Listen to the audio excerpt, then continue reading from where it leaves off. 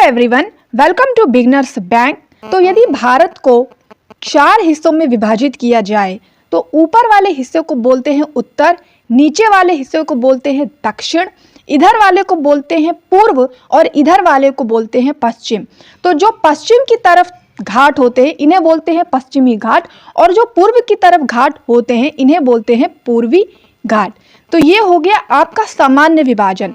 अगर हम भूगोल यानी कि जियोग्राफी की दृष्टि से विभाजित करें भारत को, तो ऊपर आप देखेंगे कि बहुत पर्वत आपको देखने को मिलेंगे, माउंटेन्स मिलेंगे, जिसमें हिमालय आपने सुना होगा। तो ऊपर का जो हिस्सा होता है ये पूरा आपका माउंटेन रेंज यानी पर्वतमाला श्रेणी आती है। बीच में आप विशाल मैदान देखेंगे जिसे उत्तर का विशाल मैदान कह सकते हैं। और ये जो समुद्र के किनारे के नीचे का भाग है इसे आप प्रायद्वीपीय भारत बोल सकते हैं। प्रायद्वीपीय का मतलब ये होता है कि ये समुद्र के किनारे है या चारों तरफ समुद्र से ये ढका हुआ है, इसलिए इसे प्रायद्वीपीय भारत पेनिनसुलर इंडिया बोलते हैं।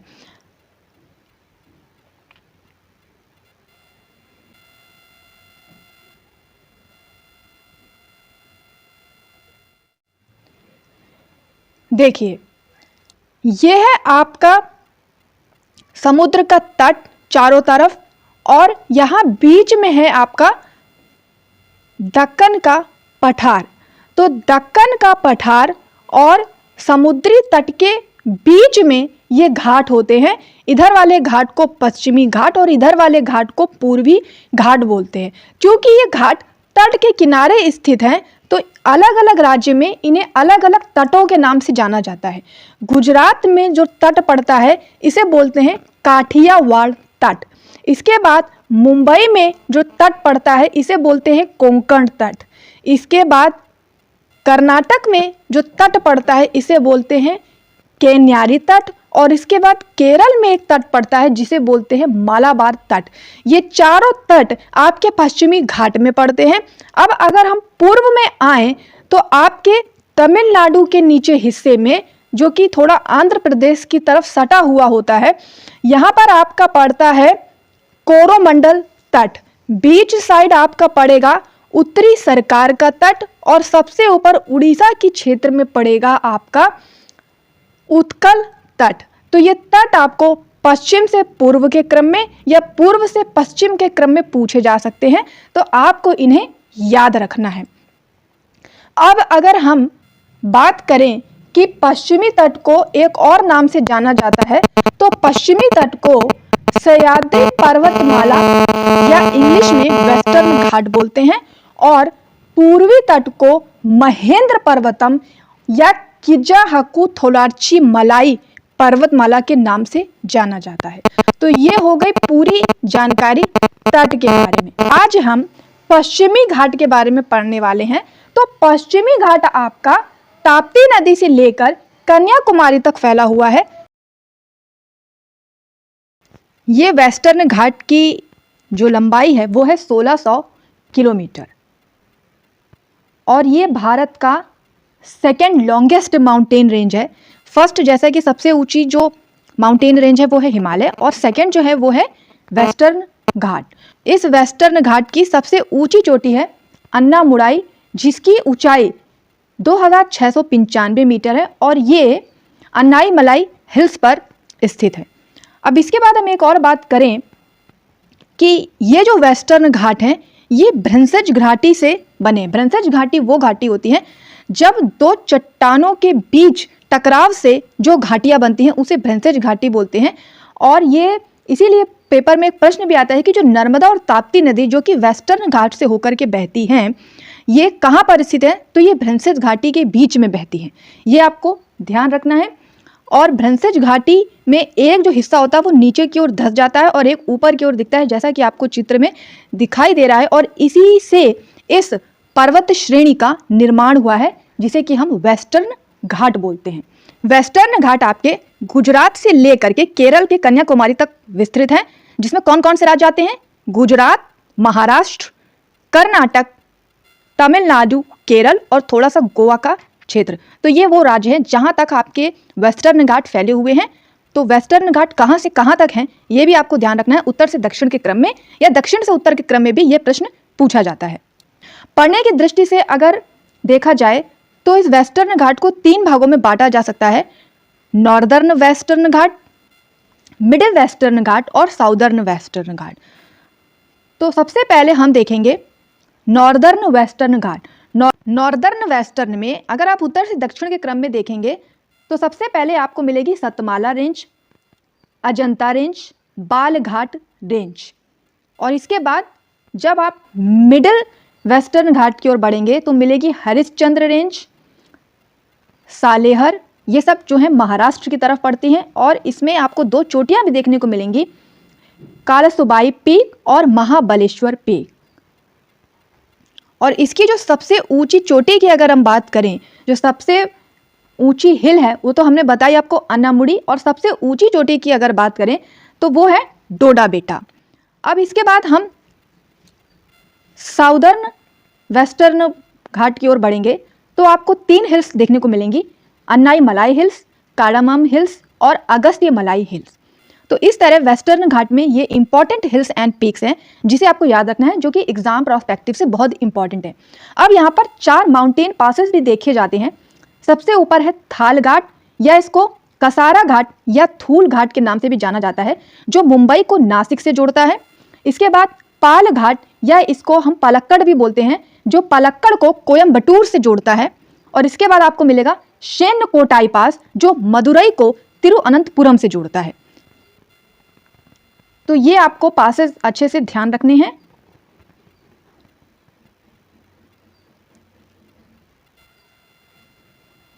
अब यहाँ की जो पहाड़ियाँ होती हैं ये काफ़ी ऊंची होती हैं और पश्चिम की तरफ इनमें काफ़ी ढलान होता है। तो इसी कारण जब दक्षिण पश्चिमी मानसून इससे टकराता है तो यहाँ भारी वर्षा होती है। इसी कारण मुंबई में काफ़ी वर्षा आपको देखने को मिलती है, और भारी वर्षा होती है इसलिए यहाँ पर एवरग्रीन फॉरेस्ट पाया जाता है, यानी सदाबहार वन पाया जाता है, और इसीलिए यहाँ पर बहुत बड़ी मात्रा में बायोडाइवर्सिटी देखने को मिलती है। बायो का मतलब होता है लाइफ, डाइवर्सिटी का मतलब होता है विभिन्न प्रकार की, यानी विभिन्न प्रकार के जीव जंतुओं की प्रजातियां यहाँ पर देखने को मिलती हैं। और यहाँ पर 2 बायोस्फीयर रिजर्व भी घोषित किए जा चुके हैं यूनेस्को की ओर से। एक है नीलगिरी बायोस्फीयर रिजर्व, 1986 में बना था, और ये भारत का पहला बायोस्फीयर रिजर्व है जिसे भारत सरकार के द्वारा 2001 में मान्यता प्राप्त हुई। और दूसरा है अगस्त्यमलाई बायोस्फीयर रिजर्व, जो कि 2001 में बना और 2016 में इसे बायोस्फीयर रिजर्व घोषित किया गया। ध्यान रखना है आपको कि इंडिया में 18 बायोस्फीयर रिजर्व एरिया हैं, जिनमें से 12 बायोस्फीयर रिजर्व यूनेस्को के द्वारा रिकॉग्नाइज किए जा चुके हैं। बायोस्फीयर रिजर्व वो एरिया होते हैं जहां पर बहुत बड़ी मात्रा में बायोडाइवर्सिटी देखने को मिलती है, यानी कि बहुत बड़ी मात्रा में आपको विभिन्न प्रकार के जीव जंतुओं की प्रजातियां, सदाबहार वन, फॉरेस्ट, एक तरीके का नेचर देखने को मिलता है। इसके साथ ये वेस्टर्न घाट बायोस्फीयर हॉट स्पॉट में भी आता है। बायोस्फीयर हॉट स्पॉट 36 हैं पूरे विश्व में, और इंडिया में 4 हैं, जिनमें से एक है ये वेस्टर्न घाट। बायोस्फीयर हॉट स्पॉट क्या होते हैं ये आपको ध्यान रखना है कि बायोस्फीयर रिजर्व दूसरी चीज है जहां पर बहुत ज्यादा बायोडाइवर्सिटी पाई जाती है, वो होता है बायोस्फीयर रिजर्व। और बायोस्फीयर हॉट स्पॉट वे एरिया होते हैं जो कि संकट की स्थिति में है, यानी कि वो स्थान जो प्राकृतिक रूप से बहुत इंपॉर्टेंट था लेकिन अब संकटग्रस्त है। तो वो भी इंडिया में 4 हैं, जिसमें से एक है ये आपका वेस्टर्न घाट, जिसे यूनेस्को के द्वारा घोषित किया जा चुका है। बायोस्फीयर हॉट स्पॉट की बात करें तो ये वो होते हैं जहां 70% जो पर्यावरण होता है उसका ह्रास हो चुका है, और वहां की जो जीव जंतुओं की प्रजातियां हैं उनका 30% ह्रास हो चुका है, और जहां पर संवहनी पौधे यानी वैस्कुलर प्लांट जो कहीं और नहीं पाए जाते वो वहां पर पाए जाते हैं। जब वो संकट की स्थिति में होते हैं तब उस क्षेत्र को बायोस्फीयर हॉट स्पॉट घोषित किया जाता है, और ये इंडिया में 4 हैं, जिसमें से एक है ये वेस्टर्न घाट। तो आज के वीडियो में हमने वेस्टर्न घाट के बारे में बहुत अच्छे से पढ़ने की कोशिश की है। आई होप कि आपको बहुत अच्छे से सब समझ में आ गया हो। तो जो इधर घाट होता है, इधर की जो पहाड़ियां होती हैं, इन्हें हम ईस्टर्न घाट बोलते हैं, क्योंकि ये ईस्ट साइड है, ईस्ट की तरफ फेस करती हुई है, ईस्ट यानी कि पूर्व, और इसीलिए हिंदी में इसे पूर्वी घाट और इंग्लिश में ईस्टर्न घाट बोलते हैं।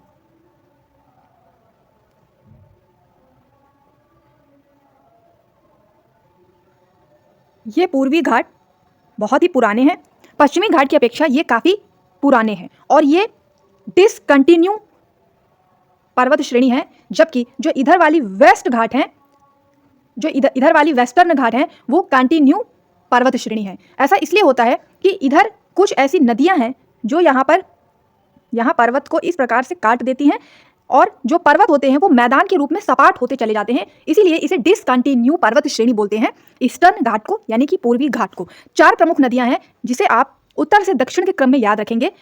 पहली है महानदी, फिर है गोदावरी, फिर कृष्णा नदी और फिर कावेरी नदी। यदि आपसे पूछा जाए कि पूर्वी घाट कहाँ से कहाँ तक है, तो पूर्वी घाट पूर्व में महानदी से लेकर उड़ीसा में महानदी बहती है, महानदी से होते हुए यहाँ पर नीचे नीलगिरी पर्वत श्रेणी तक फैली हुई है। और अब देखते हैं कि ये पूर्वी घाट किस किस राज्य में पड़ते हैं। ये आपके पूर्वी घाट हैं जो कि उड़ीसा से होते हुए तमिलनाडु तक फैले हुए हैं। इसमें उड़ीसा, आंध्र प्रदेश, तमिलनाडु तो आता ही है, साथ में तेलंगाना और कर्नाटक का कुछ हिस्सा भी शामिल होता है। तो ये 5 राज्य हैं जो पूर्वी घाट को पूरी तरह से कवर करते हैं। तो यदि आपसे पूछा जाए कि कौन से राज्य हैं जो पूर्वी घाट को कवर करते हैं, पूर्व में होने के कारण इन्हें पूर्वी घाट बोलते हैं, और इसमें कौन कौन से आपके राज्य आते हैं, उत्तर से यदि शुरू करें तो उड़ीसा, आंध्र प्रदेश, तमिलनाडु, तेलंगाना और कर्नाटका, ये राज्य हैं जो पूर्वी घाट को कवर करते हैं। 4 कौन कौन सी नदियां हैं? सबसे ऊपर की नदी है महानदी, इसके बाद पश्चिम से पूर्व की ओर बहती हुई नदी है गोदावरी नदी। ये सारी नदियां पश्चिम से पूर्व की ओर बहती हैं, ये आपको ध्यान रखना है। इसके बाद कृष्णा नदी और इसके बाद कावेरी।